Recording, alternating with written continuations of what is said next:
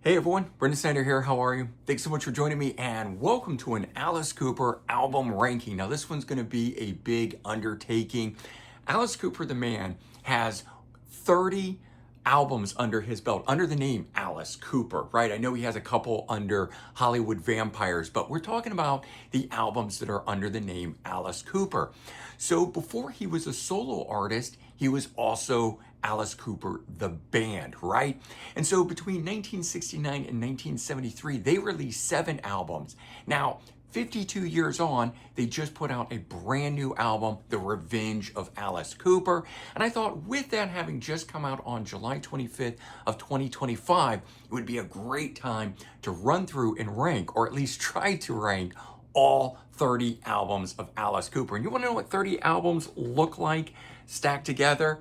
That's it. So that was quite the undertaking. I think this is the biggest amount of albums I have ever had to go through, call, and rank in some fashion like this. So, but it was a lot of fun, and we're going to do it here. We're going to get into it in just a minute, but if you are new to my channel and haven't already hit the subscribe button, please do. Also leave a comment, hit like, all those things do help support my channel. I'd greatly appreciate it, and don't forget to turn on notifications so you don't miss anything like this with album ranking for Alice Cooper.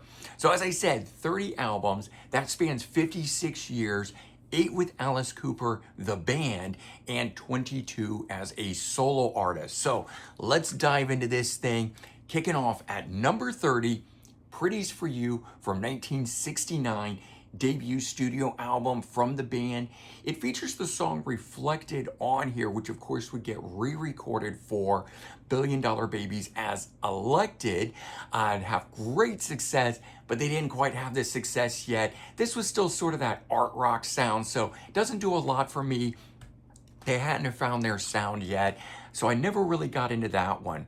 Coming in at number 29 though, Easy Action from 1970, second studio album for the band, features the fantastic opening track, Mr. and Mr. Mina. That one stands out, not a lot else on the rest of the album. Again, still that sort of art rock sound. They're starting to find their way, but not yet. All right, coming in at number 28, Along Came a Spider from 2008, 18th solo album, 25th album overall, produced by Bob Ezrin. This one chronicles the serial killer named Spider. Of course, later at the end, you find out it's Steven, so it's sort of tied to Welcome to My Nightmare. This album here just has some strange guitar effects on it, like Wake the Dead. I think it was all in an effort to sound very modern, but for me, it didn't work. It came out sounding odd. So at least as far as this album's concerned, it doesn't do a lot for me, which is why it comes in where it does. Coming in at number 27, Welcome to My Nightmare 2, technically, or Welcome to My Nightmare, however you want to say it, from 2011, his 19th solo album and 26th overall. Again, produced by Bob Ezrin. You're going to hear Bob Ezrin's name a lot today in this. Concept album follow-up to the original Welcome to My Nightmare from 1975, but in my opinion, very little on here resembles that original album. Of course, it does continue that storyline with Steven as a new nightmare on here, but the variety of songs and styles on this thing are all over the place. I mean, you have boy band sounds of I Am Made of You, you have rockabilly sounds on songs of A Runaway Train, and all in all, it just doesn't feel cohesive. Sounds like he was trying too hard on this album to be modern and relevant. I enjoyed it at the time, I will say, but I don't go back to it all that often now, which is much like this next one here, and I know is a favorite of a lot of you out there, but not for me. Number 26, Brutal Planet from 2000, 14th solo album and 21st overall. This one here, he made a big drastic change in sound, bringing in industrial and heavier metal sounds than he had worked with in the past. There was little that was reminiscent in what he used to do back in his classic era, so not a lot of the hard rock sounds that are in here. He would stick with this going forward on the next album, but he would bring back to it more of the rock element, which is what I feel was missing here. Okay, coming in at number 25, we have Zipper Catches Skin from 1982, 7th solo album and 14th overall. This is the second in a trilogy of what Alice calls his blackout albums. He doesn't remember recording anything from this trilogy of albums, which is how it gets its name. And this one blended a lot of the current sounds of the day. We have new wave, hard rock, even pop style sounding music that's on here, but it's again a bit all over the place. Not a very cohesive listen, although it's still a very fun album. I do enjoy it. Coming in at number 24, The Eyes of Alice Cooper from 2003, 16th solo album, 23rd overall album. Here we have Alice returning to his hard rock roots, building on the garage rock sounds that he started out doing in Detroit. This one here, very strong for what it is, but overall, it doesn't blow me away the way other Alice Cooper albums have. So it's an album that when it came out, I was so glad for the return to form sort of stylings that he was trying to do, but kind of a little bit run of the mill. It's good rock and roll, but not much else to it, so it doesn't rank much higher in the mix. Then again, I will say this, with 30 albums, some of these have to come in at the end, but there's not one album that I absolutely hate. There's just ones that I like less than other ones.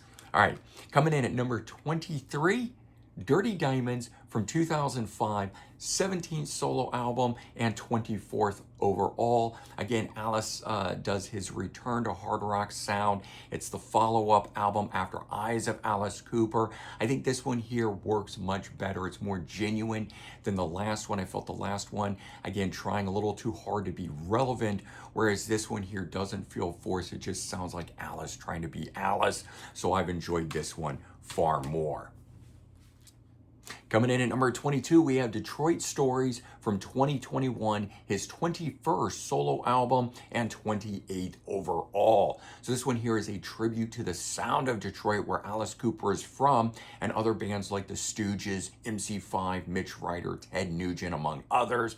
Incorporates a variety of those artists like Wayne Kramer from the MC5, Iggy Pop of the Stooges, and of course, we've got some of the Alice Cooper band members coming back in as well.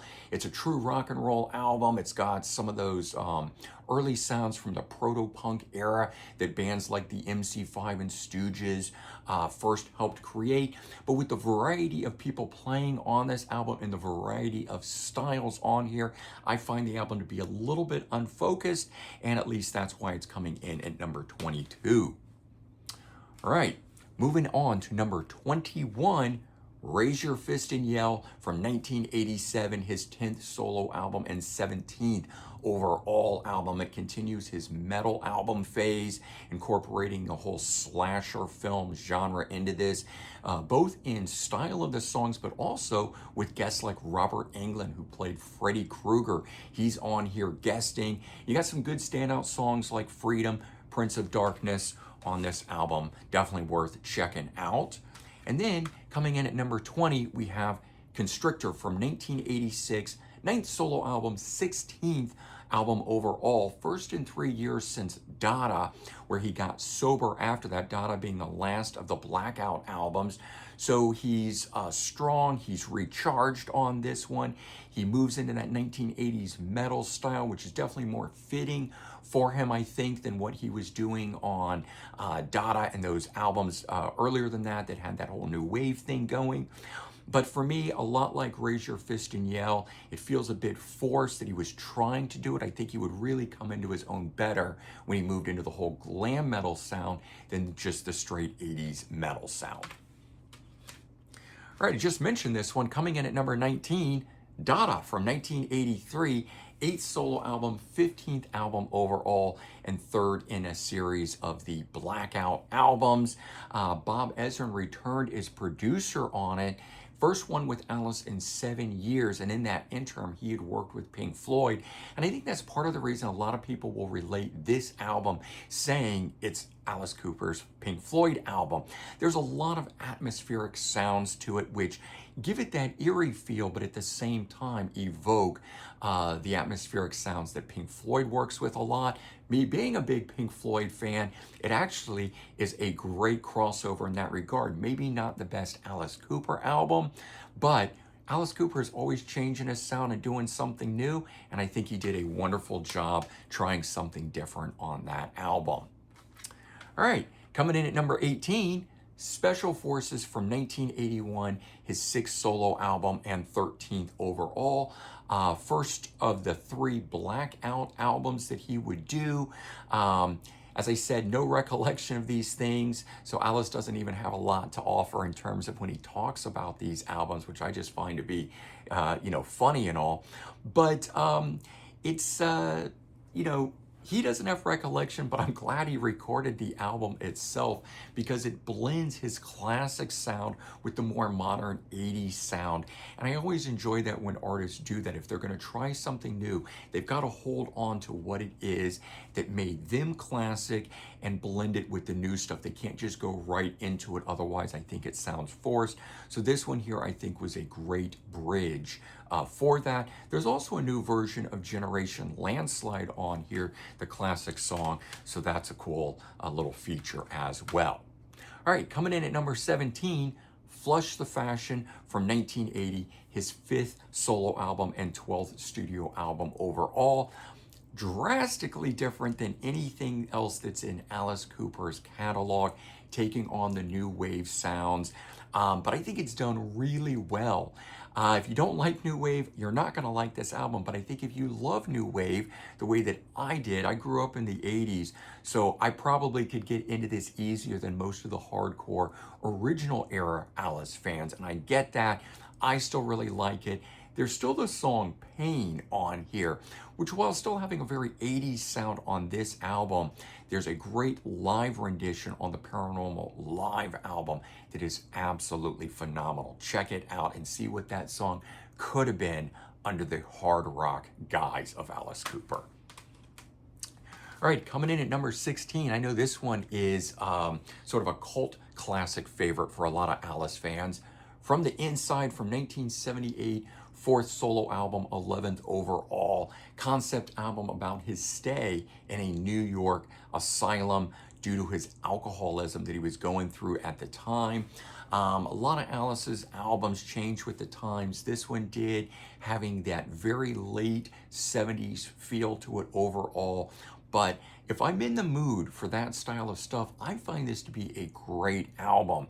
Of course, with a lot of those change in styles, if I'm not in the mood, it might not be that good. And this ranking here could probably go any which way on any number of days, simply depending on mood, because Alice has so many different styles in what he does. All right, coming in at number 15, we are halfway through here. Road from 2023, his 22nd solo album, 22nd solo album, 29th overall. Produced by Bob Ezrin. And as I said, you're going to hear his name a lot, and he had produced Killer in 71 and Schools Out in 72, Billiondollar Babies in 73, Welcome to My Nightmare in 75, among many others. But it was great to have him playing on this, or not playing, but coming in and doing this album here. And he used his touring band to do it. So this one lent itself to being a far more cohesive album than a lot of his other albums because he used one entire band for it. Wasn't a lot of session players and different people. He even had Kane Roberts come back in, who had played with him in the 80s. Tom Morello from Rage Against the Machine makes a guest appearance, but all in all, I found this to be a very cohesive album, and it was a great return to form, straight up rock road album. All right, coming in at number 14, Dragontown from 2001, 15th solo album, 22nd studio album overall. It was the follow-up to Brutal Planet from 2000, continuing those modern metal sounds. But I think this album did it much better than Brutal Planet did. It blended it more seamlessly. There was more of the hard rock sound on this album. This is what I think he should have done for Brutal Planet and made a couple albums in this style. It would have been a whole new era for him. But as I said, I know a lot of you guys love Brutal Planet. I myself love this one. All right, this one might throw you guys a bit for a loop, but I stand by it. Coming in at number 13, School's Out from 1972. This was the 5th album with the band. While the album has the title track, which is an all-time classic, is one of the greatest songs Alice Cooper himself or the band ever wrote, that is no question right there. I just don't think that the album has as much power and force as other albums. It's just not as good. There aren't other songs on here that jump out to me the way that that does. So I hear that one song and I feel like the album falls off considerably on here. For me at least, I just don't go back to it all that often. I know that might be sacrilege to say, but that's why it comes in at number 13. And then you have albums like this one that top it. Coming in at number 12, Hey Stupid from 1991. 12th solo album, 19th overall. It continues the glam metal trend that he had done so well on Trash in 1990. He continues having a lot of cool guests on here, most notably Ozzy Osbourne on the title track. He also has Slash from Guns N' Roses. But it's a great album. He's got the star power to back it up.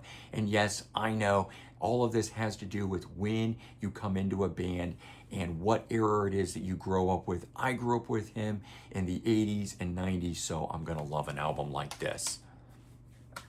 Coming in at number 11, Lac Whiskey from 1977, 3rd solo album, 10th album overall. Alice changed up his persona on this one, which was very different, having been the shock rocker, scary guy that he was, now changing to a heavy drinking private investigator, a PI, which probably was a bit jarring at the time, but I enjoy it now as a breath of fresh air whenever I want to hear him sing about different things that aren't the typical Alice Cooper character style. Plus, it's got one of my favorite songs that he ever does, It's Hot Tonight. And then we got songs like Rats and the killer title track, Lac Whiskey. This one here, I just think is a standout album. All right, we're down to the top 10 Alice Cooper albums. So what comes in at number 10? Alice Cooper Goes to Hell from 1976, his 2nd solo album and 9th studio album overall. Another concept album continuing the story character of Steven, who was started in Welcome to My Nightmare from 1975. The title track, I should say, is one of the best songs that I think that he's ever done. But it's also got songs on here like I Never Cry, which was a number 12 Billboard Hot 100 hit. So it's got great deep cuts. It's got great hits off of it. It's got great, live songs, because they still do the title track of Goes to Hell in concert, which I love to hear whenever they will do that. Coming in at number 9, Love It to Death from 1971, 3rd album as a band. The band really starts to find their footing here, the formula, moving away from that art rock sound of the first 2 albums. The glam rock, the shock rock, all that stuff is coming into full force here with I'm 18, Is It My Body, The Ballad of Dwight Fry. Lots and lots of songs from this album would become concert staples. Going forward, still being performed to this day. Apparently this album was listened to a lot when Alice was going to do Trash at the time. It's one of the band's best albums in my opinion. You can't do a lot better than that or all the albums that are coming forward on here, including this one, which I don't put this album in at this position lightly. I've listened to this a lot and I really stand by how good I think this album is. Coming in at number 8, The Revenge of Alice Cooper from 2025. Yes, 56 years into his career, Alice Cooper, the man, is making an album this great. But this is the 8th studio album from the band, 30th overall album from Alice Cooper, the man, and it was the first in 52 years for the band to do since Muscle of Love in 1973. All the classic hallmarks of the Alice Cooper band and the early 1970s era sound of the group are here. Standout tracks like Wild Ones, Kill the Flies, Money Screams, What Happened to You, which even features Glenn Buxton, who unfortunately passed away in 1997. He still makes an appearance. So we have all 5 original Alice Cooper band members appearing on this album, not only making it great for that reason, but as I said, I think the song style, selection, presentation, everything about it, really, really good.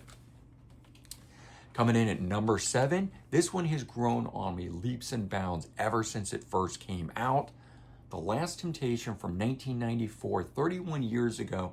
When this album came out, it didn't hit me the way that it does now. It was his 13th solo album at the time and 20th overall. And so very, very different than the 2 previous albums, Trash from 1989 and Hey Stupid in 1992.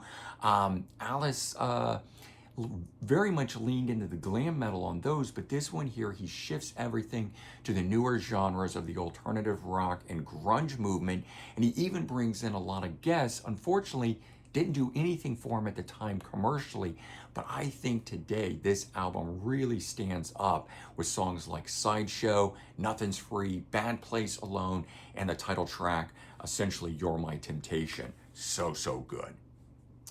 All right, coming in at number 6, Killer from 1971. It is a killer album, 4th studio album produced by Bob Ezrin. For me, this was it. This is the penultimate where Alice Cooper got their sound. Finally, all comes together. Under My Wheels, Be My Lover, Halo of Flies, but deep cuts like Dead Babies, which occasionally gets performed in concert, is one of my all-time favorite songs that the band ever wrote. Cool side note on here, we got Rick Derringer performing on a couple songs like Under My Wheels and Yeah, Yeah, Yeah. So good stuff on that one. All right, top 5 here. Coming in at number 5, Welcome to My Nightmare from 1975. Debut solo album, 8th album overall, produced by Bob Ezrin, concept album. It's covering a dream sequence or a nightmare sequence of a child named Steven. He used Lou Reed's backing band for this, which is what I think made this album so tight and so good on here. Featuring killer tracks like the title track on here, Department of Youth, Cold Ethel, but we got killer deep cuts on here, Devil's Food and Black Widow. Again, if those get performed in concert, I am a happy camper, I should say. I was born in the month of Cancer, so I guess that works too. I'm a July baby.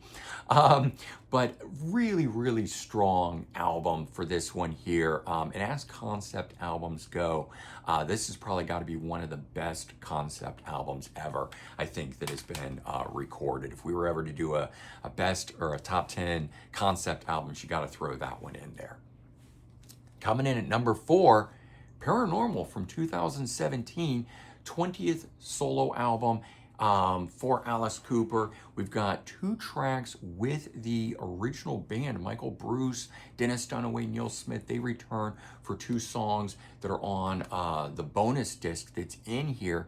But we also got a lot of cool guests that are on here. Roger Glover of Deep Purple, Billy Gibbons from ZZ Top, Larry Mullen Jr. on drums from U2. Didn't see that one coming, I have to say. But this has a very old school return to form sound on it after the 2 previous albums that I was just not into. This album was a breath of fresh air. It's probably why it hit me as hard as it did. Killer standout songs like the song Paranormal, Dead Flies, Paranoia Personality, and Dynamite Road, all making this one fantastic album from start to finish. Okay, coming in at number 3, Muscle of Love from 1973, 7th studio album from the band, final album that he would do as the band before going solo, and it was the second one in that year because Billiondollar Babies also comes out in 1973. Obviously, that one has much more success, But I love this album, even though not produced by Bob Ezrin, and maybe that's why it has less of the theatrics on it. It's a more straightforward, stripped down rock and roll record that I think holds up extremely well today. It doesn't get as much praise as the rest of the Alice Cooper Band albums, but I reach for this one probably more than any other album in the collection. Killer songs like Hard-Hearted Alice, Teenage Lament 74, the title track. I love the song Man with the Golden Gun, which was written for the James Bond movie, but was not used. It's a great song. Check out what could have been the theme song to a James Bond movie. All right, coming in at number 2, Trash from 1989, 11th studio album. 20 years on from the Alice Cooper Band's debut album in 1969. This is Alice. He makes a huge return with this. Desmond Child is brought in as co-writer. I think he's the heart and soul behind the album and why it did so well, also giving it a very cohesive sound. The song Poison shot up into the charts. It was his first top 10 single since 1977, You and Me. We've got killer guest artists from Aerosmith, Bon Jovi, Winger, Toto. Lots of cool people on this one here. Not a bad track on here. We got House of Fire, which was co-written by Joan Jett. Bed of Nails, co-written song on here as well with Desmond Child and Diane Warren. Hell is Living Without You, co-written by John Bon Jovi and Richie Sambora. I mean, this had all the killer hallmarks for the glam metal era, and me, myself, being a huge glam metal fan, can't not come in where it's coming in, for me at least. All right, but what is the best Alice Cooper album ever? Billiondollar Babies from 1973, the 6th studio album from the band. It was also the band's biggest selling album to date at that time. It's the most consistent, I think, of all of the Alice Cooper Band albums, both in song quality and in style. 4 hit singles off of this that charted on the Billboard Hot 100. No More Mr. Nice Guy was number 25. Elected, the song that was re-recorded from Reflected off of Pretties for You in 69. That one goes to number 26, showing you the quality of the songs they were already writing in 69. Hello Hooray went to number 35, and Billiondollar Babies was number 57. But there's also some great cuts on here like Generation Landslide and a personal favorite of mine, I Love the Dead. And again, when they performed that one in concert, I am a happy camper. But I think this is the quintessential Alice Cooper album, whether band or solo, it's that one right there. But hey, out of all 30 albums, what do you out there think is the number 1 Alice Cooper album?